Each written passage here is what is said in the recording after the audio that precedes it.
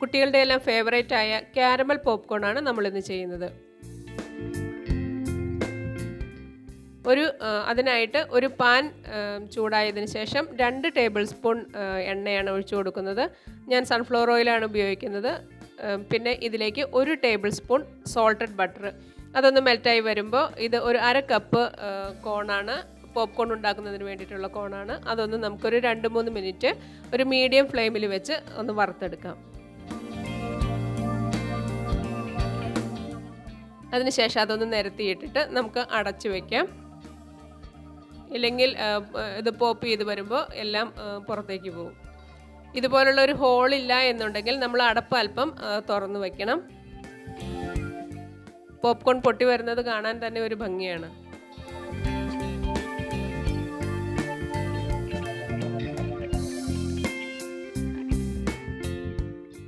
ഇപ്പോൾ പോപ്പ് ചെയ്യുന്നതിൻ്റെ സൗണ്ടെല്ലാം കുറഞ്ഞു വന്നിട്ടുണ്ട്. ഞാനിതിൻ്റെ എയർ ഒന്ന് ശരിക്ക് പോകുന്നതിനായിട്ട് അടപ്പ് അല്പം തുറന്ന് വയ്ക്കുന്നുണ്ട്. ഇനിയിപ്പോൾ എല്ലാം പൊട്ടി കഴിഞ്ഞിട്ടുണ്ട്. നമുക്കതൊന്ന് എല്ലാം പൊട്ടി വന്നോ എന്നറിയാനായിട്ടൊന്ന് നോക്കാം. 1-2 എണ്ണ ഒഴിച്ച് ബാക്കിയെല്ലാം ശരിയായി വന്നിട്ടുണ്ട്. നിങ്ങൾക്കിത് പൊട്ടിക്കുന്ന കാണുമ്പോൾ അറിയാം, നല്ല ക്രിസ്പി ആയിട്ട് വന്നിട്ടുണ്ടിത്. ഇനി നമുക്ക് കാരമൽ ഉണ്ടാക്കുന്നതിനായിട്ട് ഒരു പാനിലേക്ക് 1/4 കപ്പ് പഞ്ചസാരയാണ് എടുത്തിരിക്കുന്നത്. സാധാരണ നമ്മൾ എത്ര പോപ്കോണിൻ്റെ കോൺ എടുക്കുന്നോ അതിൻ്റെ ഡബിളാണ് പഞ്ചസാര എടുക്കേണ്ടത്. ഞാൻ 1/4 കപ്പാണ് എടുത്തിരിക്കുന്നത്. ഇനി ഇതൊന്ന് കാരമലൈസ് ചെയ്ത് വരുന്നത് വരെ നമുക്ക് വെയിറ്റ് ചെയ്യാം.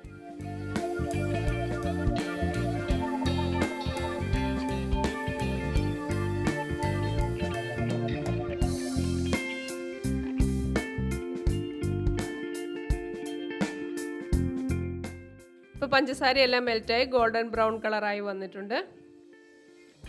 ഇനി ഇതിലേക്ക് ഒരു 2 ടേബിൾ സ്പൂൺ ബട്ടറാണ്, അത് നമുക്ക് ഇട്ട് കൊടുക്കാം. അതൊന്ന് നന്നായിട്ടൊന്ന് മിക്സ് ചെയ്ത് കൊടുക്കാം. ഞാൻ ഒരു നുള്ള് ഉപ്പ് കൂടി ഇട്ട് കൊടുത്തിരുന്നു, അത് വിട്ടുപോയി. ഇനി ഇതെല്ലാം നന്നായി യോജിച്ച് വന്നതിന് ശേഷം നല്ല ബ്രൗൺ കളറായി വന്നു കഴിയുമ്പോൾ അതിലേക്ക് ഫ്ലെയിം ഓഫ് ചെയ്തതിന് ശേഷം നമുക്കൊരു 1/4 ടീസ്പൂണിലും താഴെ ബേക്കിംഗ് സോഡ, ഒരു 1/4 ടീസ്പൂണിൻ്റെ പകുതിയോളമേ വരുള്ളൂ, അതുകൂടി ഇട്ട് നന്നായി മിക്സ് ചെയ്തതിന് ശേഷം നമുക്ക് പോപ്കോൺ ഇട്ട് കൊടുക്കാം. ഇനി സാവധാനം നമുക്കൊന്ന് ഇളക്കി കൊടുക്കാം. കുറച്ച് പതിയെ നമുക്കത് മിക്സ് ചെയ്തെടുക്കാൻ പറ്റുള്ളൂ. മിക്സ് ചെയ്ത് വരുമ്പോൾ അത് കട്ട പിടിച്ചിരുന്നാലും പ്രശ്നമൊന്നുമില്ല. അത് നമുക്കൊന്ന് തണുത്ത് കഴിയുമ്പോൾ അടർത്തിയെടുക്കാൻ പറ്റും. നമ്മുടെ ടേസ്റ്റി ആയിട്ടുള്ള പോപ്കോൺ ഇവിടെ റെഡി ആയിട്ടുണ്ട്. ഇനി ഇത് നമുക്ക് ഒരു പാത്രത്തിലേക്ക് ചൂടാറാനായിട്ട് മാറ്റി വയ്ക്കാം. ഞാനിത് പൊട്ടിച്ച് കാണിച്ചു തരാം. ഈസി ആയിട്ട് നമുക്കിത് പൊട്ടിച്ചെടുക്കാം. നല്ല ടേസ്റ്റിയാണ്, നല്ല ക്രിസ്പി ആയിട്ടാണ് ഇരിക്കുന്നത്. നിങ്ങൾ വീട്ടിലൊന്ന് ട്രൈ ചെയ്ത് നോക്കുക. ഈ വീഡിയോ നിങ്ങൾക്ക് ഇഷ്ടമായാൽ ലൈക്ക് ചെയ്യുകയും ഷെയർ ചെയ്യുകയും നിങ്ങളുടെ വിലയേറിയ കമൻറ്റുകൾ ഞങ്ങളെ അറിയിക്കുകയും ചെയ്യുക. ചാനൽ ഇഷ്ടമായാൽ സബ്സ്ക്രൈബ് ചെയ്യുക. Thank you. അടുത്ത വീഡിയോയിലൂടെ വീണ്ടും കാണാം.